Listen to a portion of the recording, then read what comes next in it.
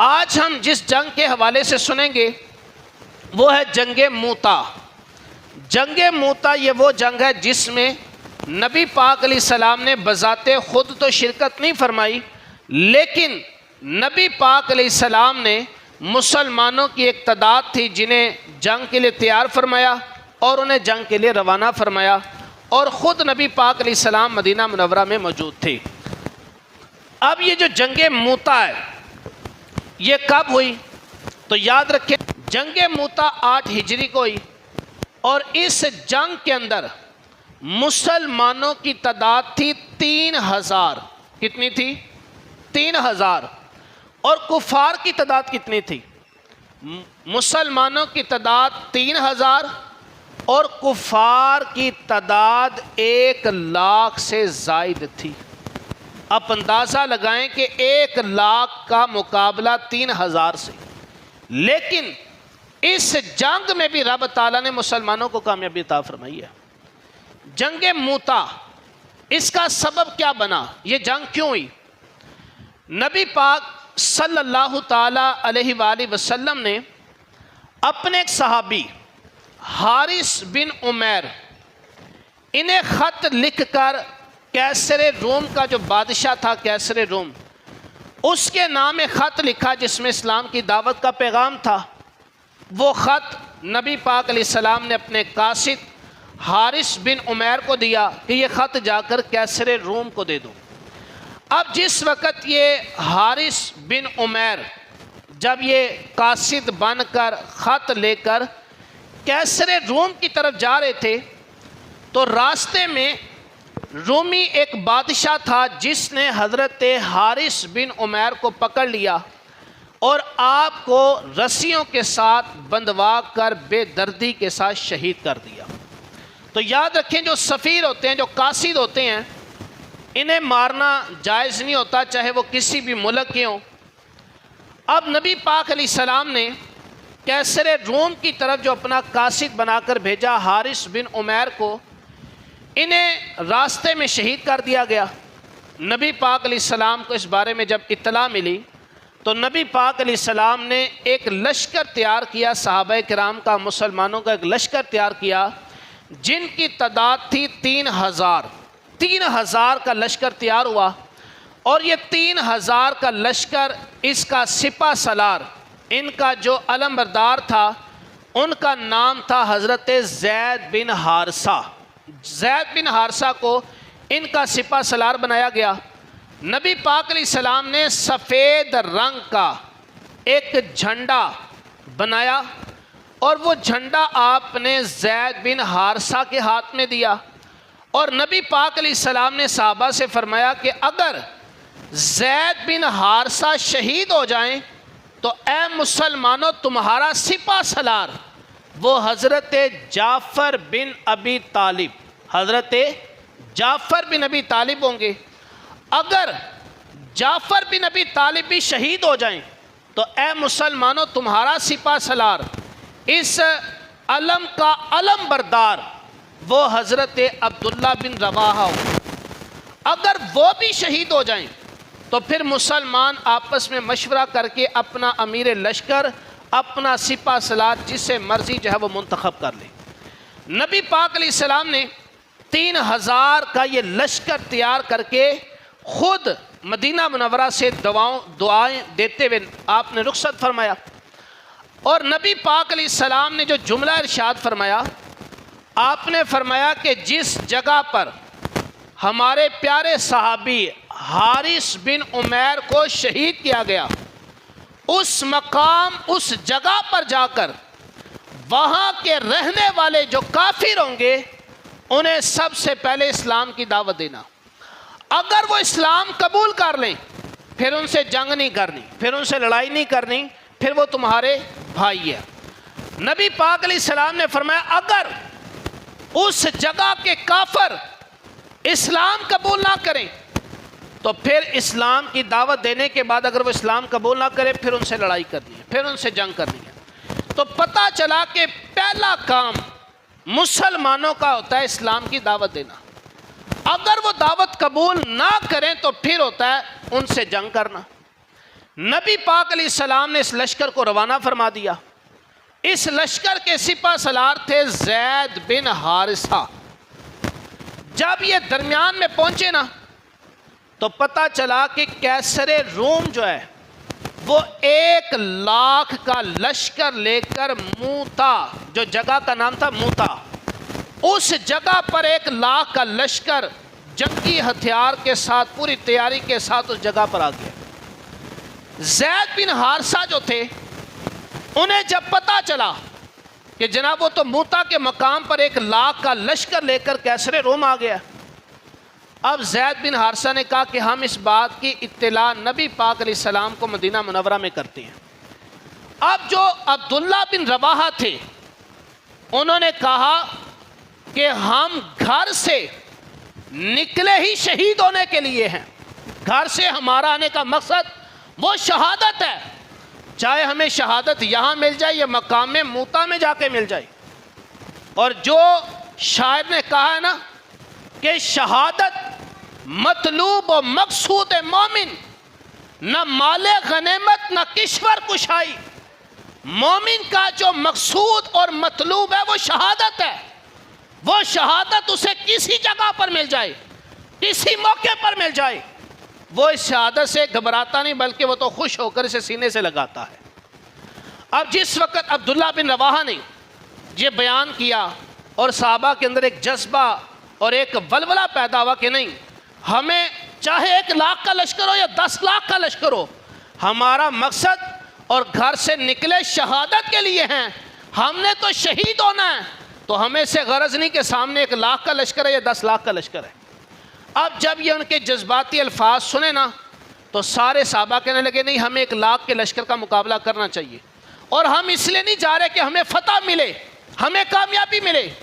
صحابہ کرام کا جذبہ یہ تھا کہ ہم اس لیے جا رہے ہیں کہ ہمیں شہادت ملے، ہم شہید ہو کر پلٹے، کیونکہ شہید کا مقام اور مرتبہ یہ ایک مسلمانوں کا جذبہ ہوتا ہے شہادت.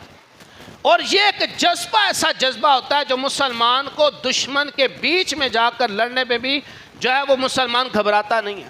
آپ نے دیکھا ہوگا جب 10 مئی کو ایک وہ پاکستانیوں کی طرف سے فضائی جواب دیا گیا جسے بنیان مرصوص کہا گیا، اور اس میں جو ہمارے فائٹر تھے، پائلٹ تھے، آپ نے دیکھا ہوگا ویڈیو بنی ہے کہ وہ ایک ڈیتھ وارنٹ اس پہ سائن کر رہے ہیں. جب ایک مجاہد، ایک فوجی جب جہاد کے لیے نکلتا ہے تو وہ سر پر کفن باندھ کر نکلتا ہے، وہ اس بات کو بھول جاتا ہے کہ میں نے زندہ واپس آنا ہے. وہ اپنے وطن کے لیے، اپنے مذہب کے لیے جو اس سے ہو سکتا ہے وہ کرتا ہے. اب جس وقت یہ صحابہ کرام کا جذبہ تھا کہ ہم نے تو شہید ہونے کے لیے گھروں سے نکلے ہیں، ہمیں اس سے غرض نہیں کہ سامنے تعداد کتنی ہے. اب جس وقت مسلمان وہ جنگ مقام موتا میں پہنچے تو سب سے پہلے حضرت زید بن حارثہ جو اس لشکر کے امیر تھے، سپہ سالار تھے، انہوں نے جا کر سب سے پہلے کفار کے سامنے گئے اور دیکھا وہاں تو جناب لاکھوں کی تعداد ہے، 1,00,000 سے زائد افراد موجود ہیں، اور مسلمانوں کی تعداد کتنی ہے؟ صرف 3,000. اب زید بن حارثہ جو تھے یہ ان کفار کے سامنے گئے اور سب سے پہلے جا کر انہیں اسلام کی دعوت پیش کی، اسلام کی دعوت دی. اب بجائے یہ کہ وہ اسلام کی دعوت قبول کرتے، ان کفار نے حضرت زید بن حارثہ پر تیروں کی بارش کر دی. تیریں اور تلواریں چلنا شروع ہو گئی. حضرت زید بن حارثہ جب آپ نے اس کا جواب دیا اور مسلمان جب انہوں نے دیکھا کہ میرے لشکر سپہ سالار پر کفار نے حملہ کر دیا، جنگ شروع ہو گئی. اب زید بن حارثہ لڑتے لڑتے شہید ہو گئے.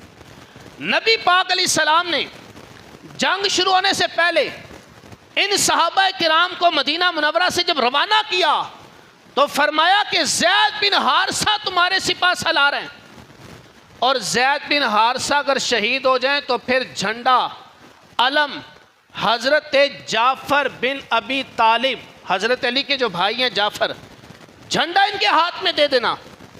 اگر وہ بھی شہید ہو جائیں، نبی پاک علیہ السلام نے فرمایا جھنڈا عبداللہ بن رواحہ کو دے دینا. اب جس وقت زید بن حارثہ شہید ہو گئے تو آگے بڑھ کر حضرت جعفر بن ابی طالب جو تھے انہوں نے جھنڈا تھام لیا. مسلمان کی سپہ سالاری اور امیر لشکر یہ بن گئے۔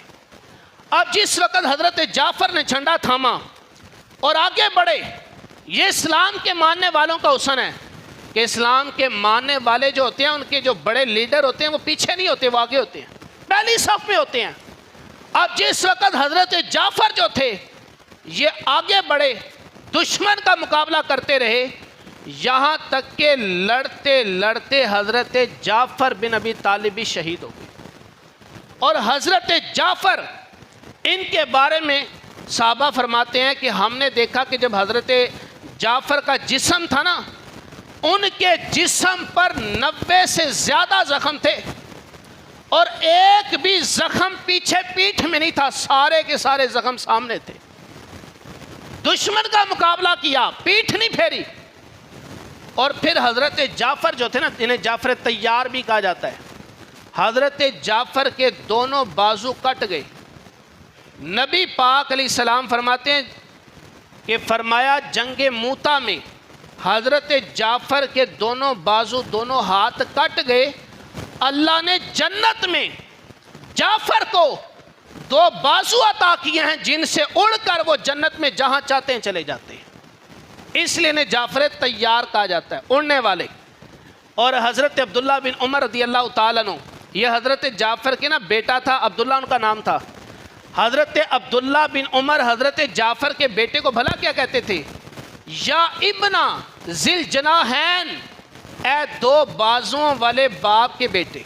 وہ 2 بازو اللہ نے جنت میں انہیں عطا فرمائے کہ حضرت جعفر کو، جو حضرت علی کے بھائی ہیں، حضرت جعفر کو رب نے جنت میں 2 بازو عطا فرمائے، جو دنیا میں شہادت کے وقت جنگ کے موقع پر ان کے کٹ گئے، اللہ نے جنت میں اس کی جگہ عطا فرمائے۔ اب حضرت جعفر بھی شہید ہو گئے، 90 سے زائد زخم لگے اور سارے کے سارے آگے لگے، پیٹھ پہ ایک بھی زخم نہیں تھا۔ جعفر جب شہید ہو گئے، اب آگے بڑھ کر جھنڈا تھاما حضرت عبداللہ بن رواحہ نے۔ عبداللہ بن رواحہ جب یہ آگے بڑھے نا، تو ان کے ایک بھائی تھے، انہوں نے ایک جو بوٹی تھی جس میں ہڈی میں بوٹی لگی تھی نا، وہ ہڈی تھی گوشت والی، کہا یہ کھا لیں، آپ نے کھایا کچھ نہیں ہے، مسلمان جنگ لڑے ہیں، کھایا کچھ نہیں ہے، بغیر کھائے پیے۔ اور ایک اس کے بعد جنگ ہوئی جس کا نام رکھا گیا تھا سریۃ الخبط، صحابہ کرام نے پتے کھا کر گزارا کیا تھا جنگ میں۔ اور آج ہم جس اسلام کو مانتے ہیں نا، ہم سے تو روزہ نہیں رکھا جاتا، اور یہ وہ مسلمان ہیں جو خالی پیٹ پتے کھا کر جنگیں لڑیں کفار سے، اور آج ہم سے جناب روزہ نہ رکھا جائے۔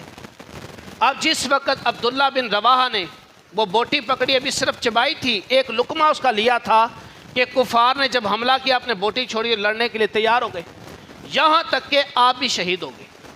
اب مسلمانوں کی آپس میں مشاورت ہوئی اور حضرت خالد بن ولید کو مسلمانوں کا سپہ سالار بنایا گیا۔ حضرت خالد بن ولید، ان کو نبی پاک علیہ السلام نے فرمایا کہ خالد بن ولید اللہ کی تلواروں میں سے ایک تلوار ہے، اللہ کی تلواروں میں سے ایک تلوار ہے خالد بن ولید۔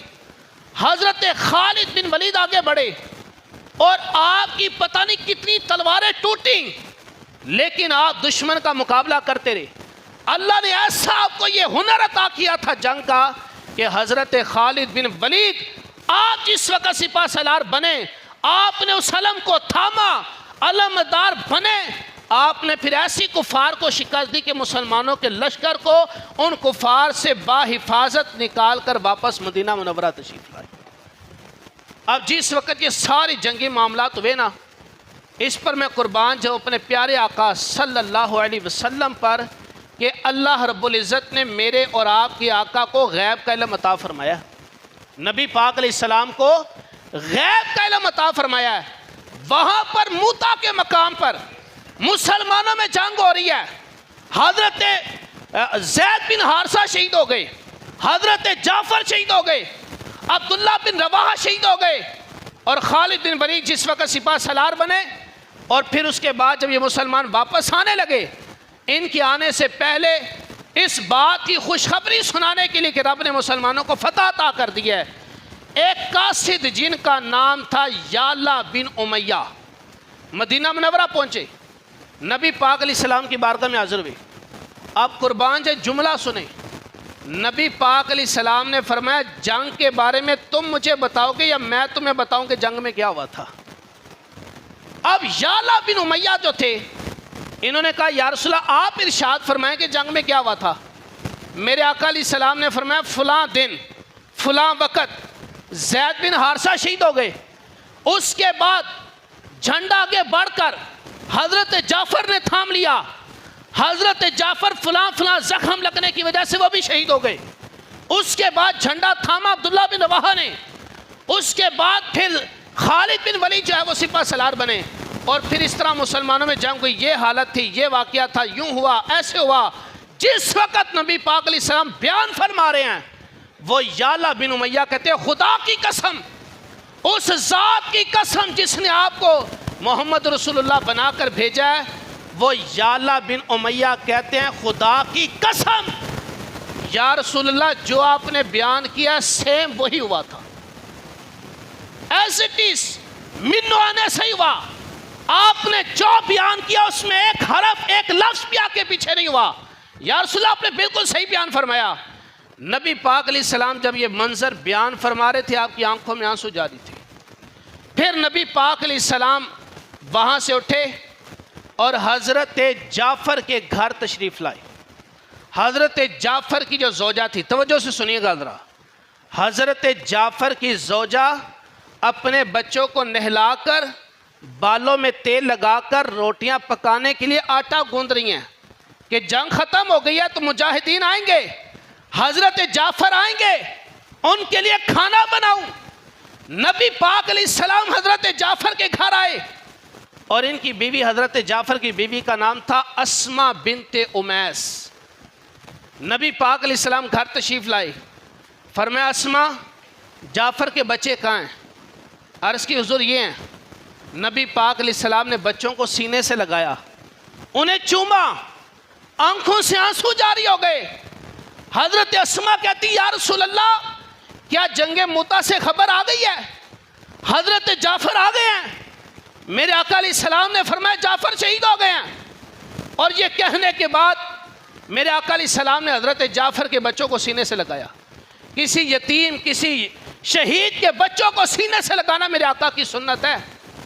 بچے یتیم ہو گئے، شہید کے بچے یتیم ہو گئے، میرے آقا علیہ السلام نے بچوں کو سینے سے لگایا، آنکھوں سے آنسو جاری ہیں، بچوں کو چومتے ہیں۔ حضرت اسما بنت امیس نے عرض کی یا رسول اللہ کوئی بتائیں، خبر بتائیں، کوئی خبر آئی ہے؟ میرے آقا علیہ السلام نے فرمایا کہ حضرت جعفر شہید ہو گئے ہیں، اب یہ بیوہ بن گئی ہیں۔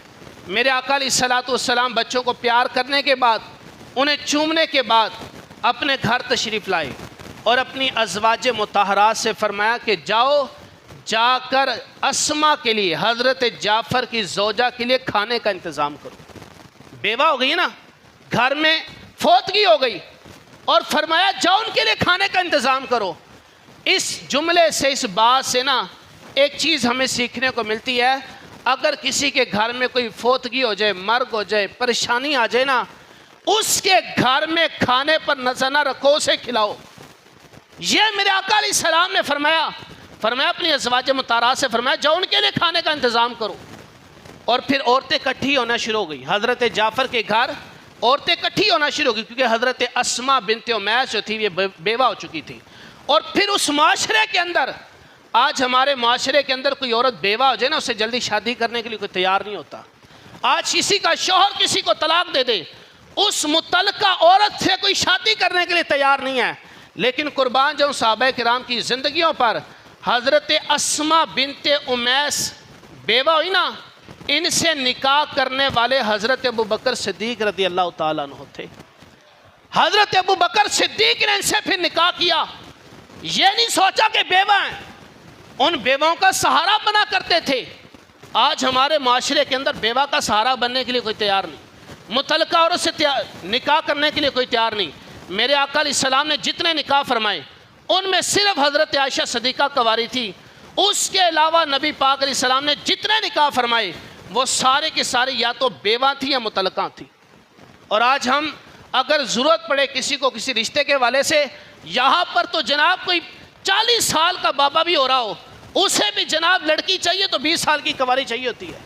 یار کسی بیوہ کا سہارا بن سکتے ہیں تو بن جائیں، اگر نکاح نہیں کر سکتے اس کے گھر کے اخراجات اٹھا لیں، اس کے بچوں کے اسکولوں کی فیس، اس کے گھر کے اخراجات اٹھا لیں، ساری زندگی آپ کو دعائیں ملتی رہیں گی۔ تو نبی پاک علیہ السلام نے کیا تعلیم فرمائی؟ جس کے گھر میں فوتگی ہو گئی ہے، ہمارا کام بنتا ہے اس کے گھر کے جا کر اس کو کھانا کھلائیں۔ اور ہمارے کیا ہوتا ہے، اسی جناب فوتگی لے گھر گئے، انہیں سانو پوچھیا ہی نہیں، انہیں سانو بیان واسطے نہیں کیا، انہیں سانو پانی نہیں پوچھیا۔ یار وہ جس کرب میں، جس تکلیف میں بندہ گزر رہا ہے، آپ آ کر کہتے ہو سانو پوچھیا ہی نہیں، سانو کھاندہ نہیں کیا، سانو بٹھا کے پانی نہیں پوچھیا۔ اسی تے جناب، اور خاص طور پر جو بچیوں کے سسرال والے ہوتے ہیں، بچیوں کو ٹینشن ہوتی ہے میرے سسرال والے آئیں گے، پتہ نہیں میرا والد فوت ہو گیا، آ کے انہوں نے جگہ ملی کہ نہیں ملی۔ یہاں پر بچی اپنے باپ کے غم میں رو رہی ہے، بچہ اپنے باپ کے غم میں رو رہا ہے، لیکن اس کے دل میں ٹینشن یہ ہے، دماغ میں ٹینشن یہ ہے کہ جڑا مہمان آیا پتہ نہیں انہوں پانی ملیا کہ نہیں ملیا، انہوں کھانا لبیا کہ نہیں لبیا۔ یار یہ ٹینشن نہیں ہونی چاہیے۔ اگر اس کو ہم فوتگی والے گھر میں گئے، ہمارا کام بنتا ہے اس کا سہارا بنے، اسے زبردستی کھلائیں، اسے زبردستی پلائیں، نہ یہ کہ عہدے کو کھا گیا عہدے کو پی گیا۔ یہ غلط چیز ہے۔ کسی کے دکھ اور تکلیف میں کسی کے ساتھ کھڑے ہو جاؤ، ساری زندگی تمہیں یاد رکھے۔